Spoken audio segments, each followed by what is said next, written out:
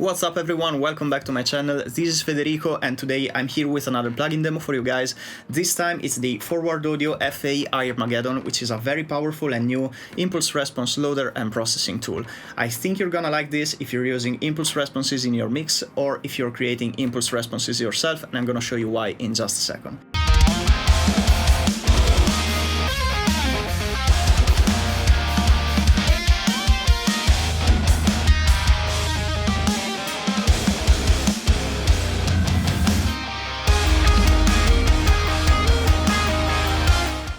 I pulled up a session for a song that I wrote and mixed a few months ago, and I loaded DSC X50 on my guitar bus. Of course, it's set to process stereo input. These are my settings, nothing special. I just wanted a quick and solid amp sim tone, and of course I bypassed the cabinet. And then I loaded faIRmageddon on the guitar bus after the amp sim. So if you're using this on the guitar bus or on a stereo guitar track, you'll have to switch the process mode to stereo here. Otherwise, if you're using this on a mono track, you can leave it in mono, of course. And then the first thing you want to turn on is the AGC button here, which stands for automatic gain compensation, and this keeps the output level constant no matter how many impulse responses we are stacking on top of each other. So this prevents your ear from thinking that louder is better. So I think this is a very important feature in this plugin. Then, as you can see, there are 4 slots here labeled A to D, and they all look the same. So this means that we can load up to 4 impulse responses at a time, and then we're going to use the XY pad to blend between the 4 impulse responses that we loaded. And of course, we can turn each one on and off, and if we do that, the square becomes a triangle, the triangle becomes a line, and then the line becomes a point, of course, because we are just using one IR. So each one of the slots has 3 main views. This is the file view, and there are controls that help us navigating through the folders and selecting our favorite IRs.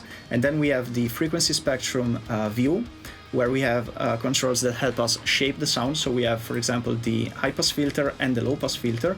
And by the way, I think it's very cool that we have a visual feedback on what happens to the spectrum.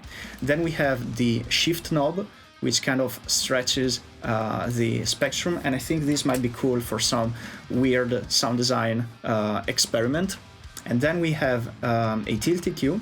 So let's say you found the right IR that has the perfect character for your song, but it's a bit too dark or a bit too bright. Then you can use this to make it darker or brighter very quickly without the need to load an additional EQ after this plugin. So I think this is a very handy feature.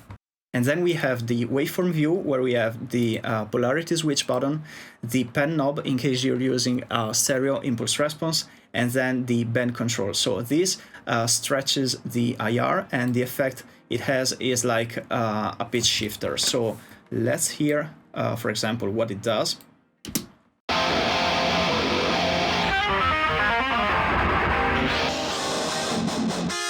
So yeah, I'm not sure if I'd use this function, but you know, if you're like doing some weird sound design stuff, it might be useful. And then we have the delay knob that you can use to set a delay in milliseconds to apply to that specific impulse response in case you want to change the phase relationship between the different IRs. And for each slot, you can turn it on and off. You can solo it and copy and paste the settings to the other slots. Now let's move down here to the master section. First of all, this is the output fader, and then we have a stereo widening knob in case you want to use it, and the mix knob. This blends the unprocessed tone coming from the amp sim to the one that's being processed by the impulse responses. So you can dial it back a bit in case you want to bring back some more bite coming from the amp sim. Then we have Consolidate and Export Ir.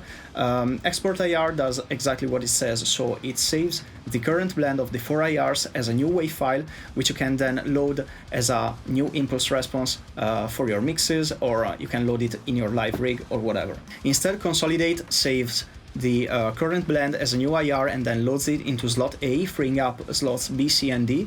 And this means that you can keep on loading different IRs and stacking them on top of each other. But then, of course, you gotta be careful, because if you do this with too many impulse responses, then you're gonna start losing clarity and definition.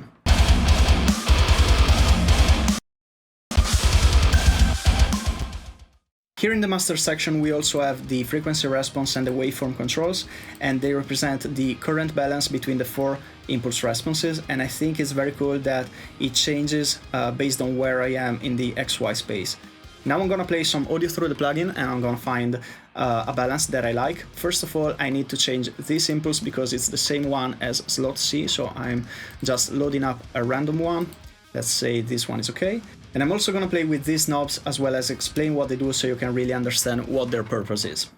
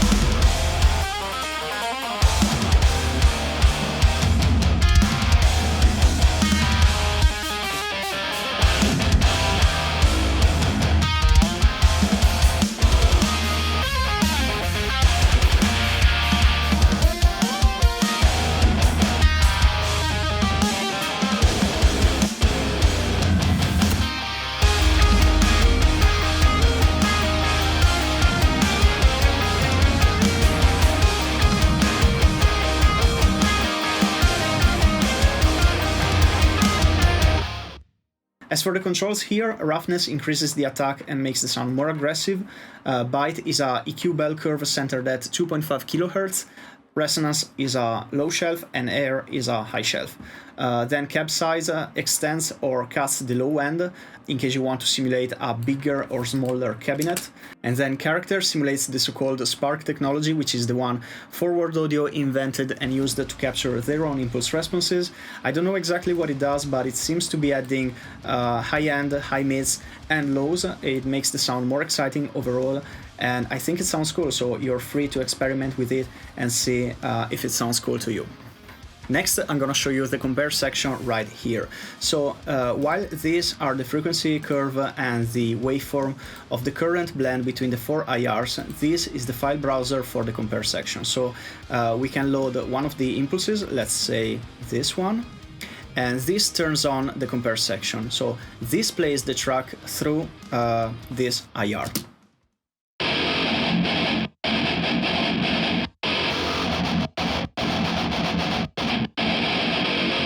And by turning this section on and off, we can compare this single IR to the current blend we have created. So this is pretty useful in case we have one go-to IR that we know sounds great and we want to compare it in the mix with the blend that we have just created.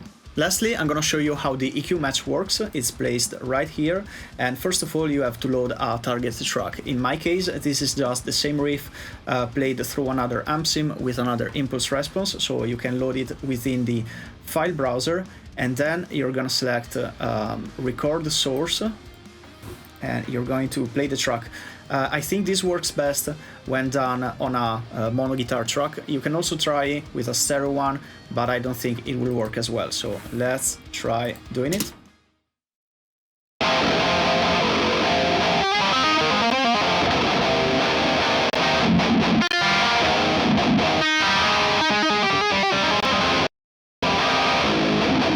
You might have noticed that the audio was glitching a little bit while recording. I don't know why it does that, but the EQ match turns out pretty well in the end, so whatever. You'll have to bring up this amount knob. You can turn it to 100%. This is the amount of EQ matching, and then you can play with the resolution knob in case you want to fine-tune it by ear. So this is the EQ matched track.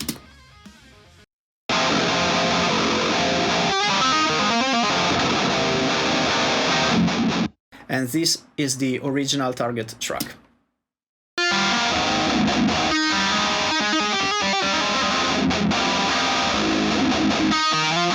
again the EQ matched one.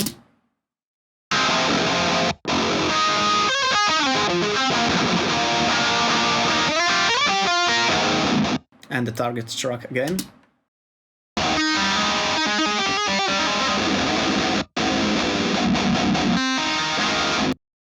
Okay, so I think this sounds pretty close. Maybe it's not 100% there, but if I wanted to like properly EQ match, maybe I'd go for a parametric EQ like Pro Q3. That way I could see the differences between the target track and my track that I'm trying to EQ match. But for a quick tool, this works pretty well.